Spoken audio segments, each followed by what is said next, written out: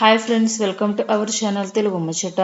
Tollywood young star గా తనకంటూ ఓ ప్రత్యేకమైన గుర్తింపు సంపాదించుకున్నారు నితిన్.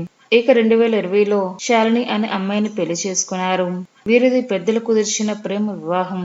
తమ ప్రేమ బంధానికి ప్రతీకగా గతేడాది సెప్టెంబర్లో వీరి జీవితంలోకి ఒక పన్నంటి మగబిడ్డ అడుగుపెట్టారు. ఈ శుభవార్తను అందరికీ చెప్పాడే కానీ చాలా మంది సెలబ్రిటీలాగే తన కుమారుడు ఫోటోలను బయట పెట్టలేదు.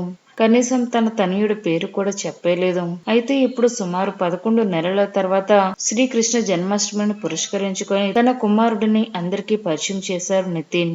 అలాగే తన ముద్దుల కుమారుడికి అవ్యక్త్ అని పేరు పెట్టినట్లు చెప్పుకొచ్చారు. ఇక ఈ విషయాన్ని సోషల్ మీడియా వేదికగా వెల్లడించారు నితిన్ శాలిని దంపతులు. ప్రస్తుతం ఈ పోస్ట్ సామాజిక మాధ్యమాల్లో తెగ వైరల్ అవుతుంది. పలువురు సినీ ప్రముఖులు, అభిమానులు, నెటిజన్లు ఈ పోస్ట్ కు స్పందిస్తున్నారు.